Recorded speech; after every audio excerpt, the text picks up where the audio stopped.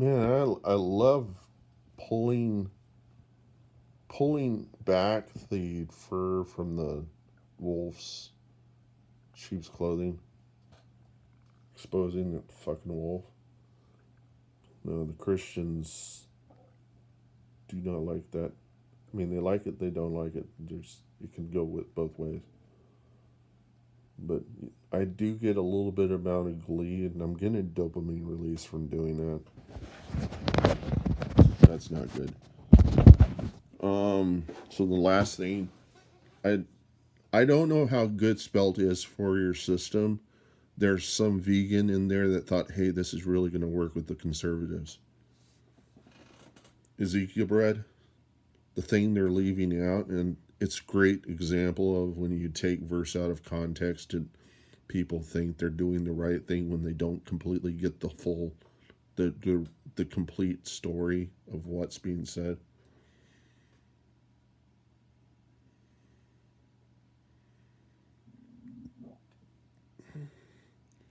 This stuff that people are trying to do in order to fix their digestive system, like drinking kombucha, that stuff, that awful fermented stuff that if you do it wrong could actually be damaging to you. They probably don't haven't told you that one. Um, it's a fermentation process, and if you do it the wrong way, it could actually poison you. That's what I've heard. The best, and this is probably all just as destructive, but as I said in the previous video, how a baby elephant gets its necessary flora for the digestive tract is by eating its mother's shit. There is this procedure in the surgical community called that involves actually cutting open and getting access to the digestive tract. I don't think it's the colon. The colon is where your shit ends up. The digestive tract would be somewhere, I think, in one of the larger small intestines, one of those guys. Um, I think it's generated in the gallbladder or something. Some bile or bile protects the walls of your organs from ulceration, which can happen because the acids and all the stuff that's breaking apart the food and trying to make use of it in the body. They're going to go into the bloodstream and all that stuff. That is your digestive tract, and it's super detailed on how that works because it really is can be. I think it is a conundrum enough that the doctors aren't even going to bother to specialize in it. And the solutions for your digestive tract that people are that doctors are coming up, what people think that they're doing something healthy, when every doctor knows that surgery is a shot in the dark. It's like playing Russian roulette with your body. Anybody who thinks that the science is so um, is so solid it is fooling themselves because every doctor and their dog is going to be pushing through preventative medicine on you. This is the truth. But don't take it from me and don't take it to your lawyer because I am not a professional. I have to that's what's called a caveat.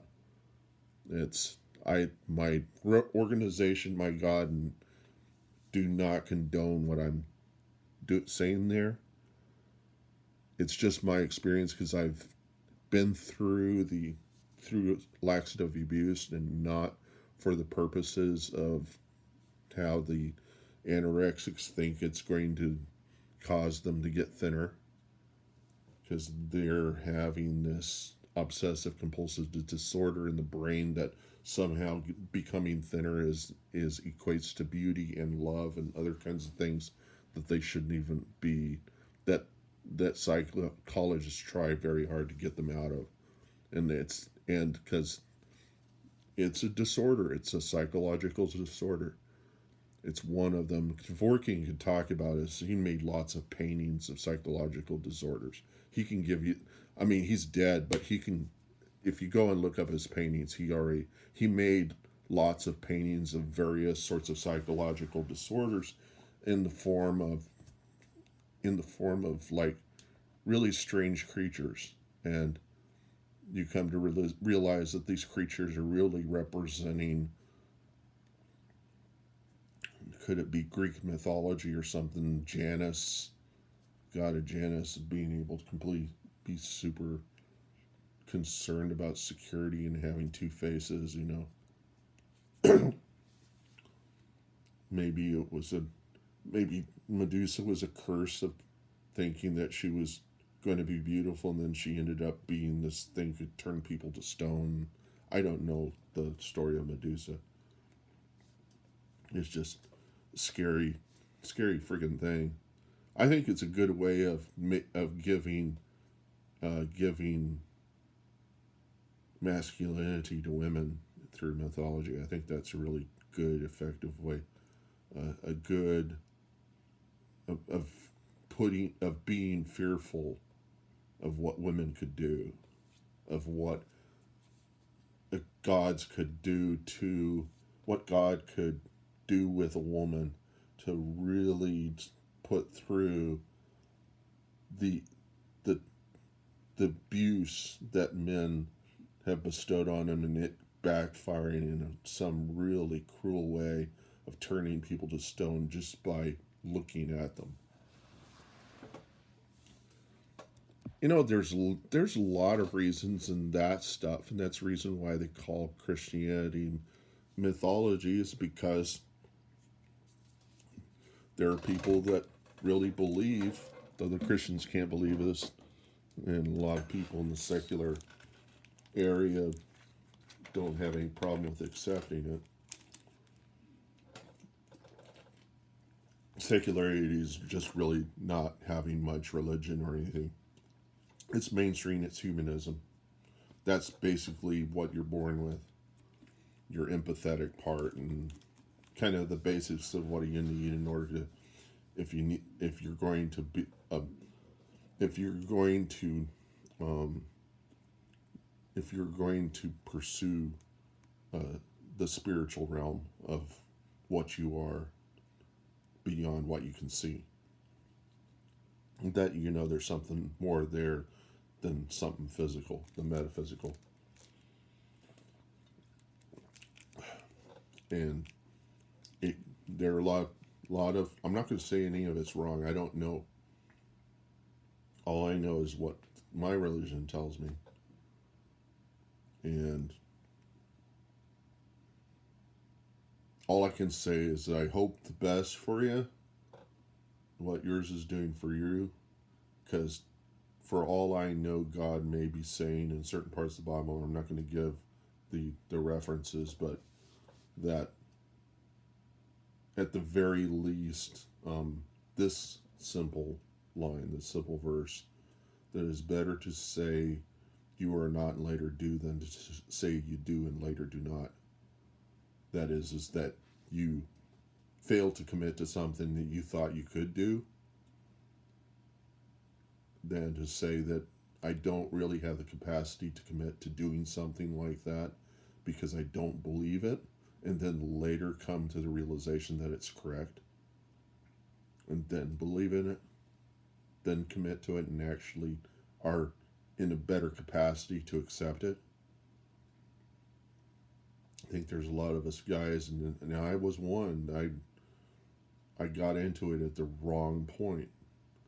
I said the fraudulent thing that I actually believed from the very beginning.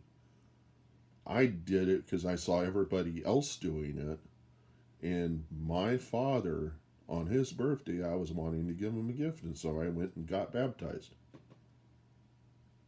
And Satan's sending me a number, the 404, which is really a code that I interpret as a web developer, the not found. I'm making some sense of it. He's given it to me because you've ever heard the Stevie Wonder song, Superstition, Devil's on the Way, Why is the devil on the way? Because he's found something that's going to work with you, and he's going to give it to you, and it's going to be effective if you let it affect you. And the idea is don't give up. It's resistance training. It's the way of, and he probably got one coming to me. I'm looking around for it. Either in the time of the video, the way it ends, it comes as a number. You know, Jesus, when he was writing in the sand, and he said, "He who has no sin has he who has not sinned, let him throw the first stone." And those guys couldn't throw the stones because they knew they had sinned. And then Jesus got up and said, "Well, I don't blame you. Go on and sin no more." He said that a lot, sin no more, and the reason why he said that, and I hate to do the plot spoilers. There are a lot of people who say if you don't give them the capacity to really think about that, then it's really not a benefit to them. But if you think that you have the capacity to think that one through, leave now, because these fools that are going to be sitting here and letting me give it to them. Sorry, guys. I'm giving it. So, at least this is how far I think it is, and somebody might turn around and then I'm in trouble because of that thing that says in the Bible that don't give your spiritual pearls before swine unless they come and trample you. But that happens in other respects, like giving your company secrets to China unless they turn around and trample the entire corporate empire of what you developed, all because you just wanted to produce something a little bit faster by using slave labor. Cruel people will do anything for the love of money. It isn't the money that's the problem, it's the people that have such a greed and desire to get it. And really not knowing what they're going to do with it. They have just these grandiose dreams of things that they wanted to do, buy yachts and all that. I can tell you up front, and before you even give it to me, exactly what I would do with $10 trillion. I would go and find the best way I could come up, and you need to research this deeply because nobody's been able to do it very effectively. And I'm still I'm still researching it, is how to come up with low-income housing where the homeless develop their capacity to secure residence, secure the items they need in order to get the peace of mind that they need so that they can then muster the strength and resolve and the dignity to go out and get it work, develop through that more of that, whatever it is that the confidence and the self-esteem that they need in order to get better paying jobs and all that, which is the way out,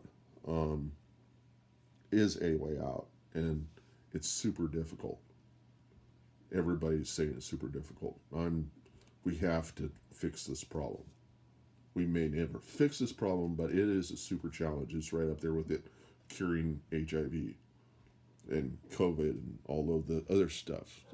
Challenges are there for a reason. It's to challenge us to be better people. But the Belinda Carr on YouTube, I'm a Patreon of her, very small Patreon, just $5 a month.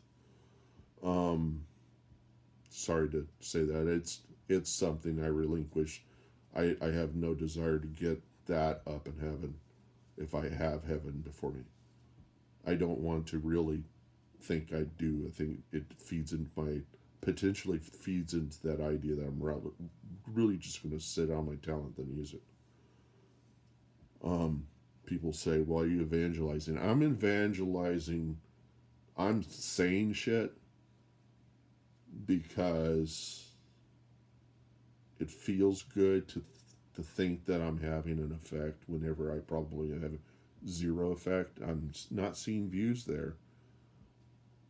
The only way that I'm able to keep going forward is this idea that somebody gave to me in a sermon that the angels the angels we cannot see, the angels that could completely destroy the world with just a subtle misstep and of knocking the table over.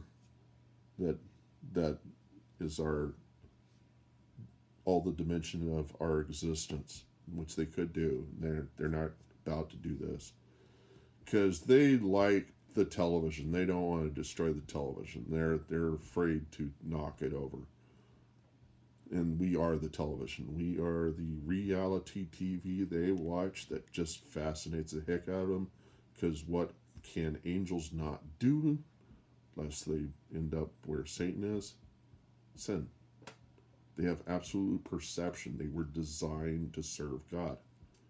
They were designed to reciprocate perfectly with what God wills.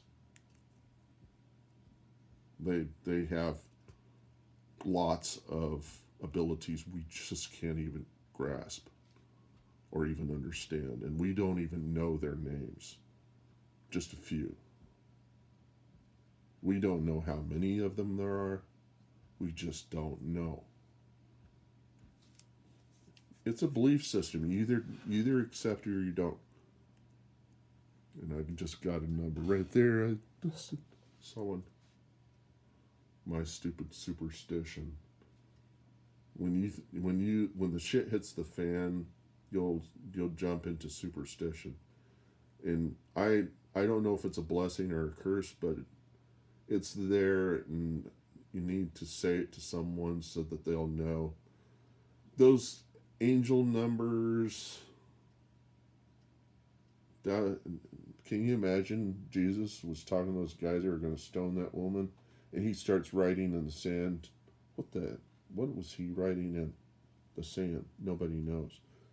It's my theory he was writing numbers, and it's the numbers that Satan throws you. The biggest one, you'll see this one all over the place if you're at my level of what's happened. I think it's the I would call this. Somebody said, and I'm not going to say what they said, but I think it was cruel. But what I think this is the realization you have enough to do what you need to do. Go out and do it. Just do it. You have enough. Do it. The 1, 1, 1, 1. At some earlier point of my experience, which happened 5 years ago, when I came to the realization that I was a victim of circumstance, and realized that this is not right, and I'm in deep shit here.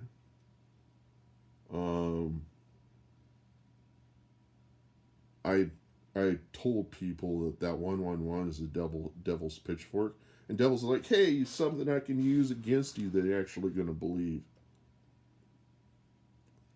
I saw that number at the Baptist church because they were using it as a time to fellowship. 1, 1, 1, 1. I thought I was out of my freaking mind. Is this right? Is there something going on that's really... I started seeing other things, like I believed that time was being messed with, because I would see somebody in their car making a turn, and then I would go over and get distracted by something and go back and see the same person going through the same intersection like 2 or 3 more times. My brother saying things that I couldn't imagine he could be saying. You remember that game Fallout? Some of you guys remember this. I'm gonna have to stop here in a second. Where they let you unlock that thing, the bizarre realizations, the spooky stuff.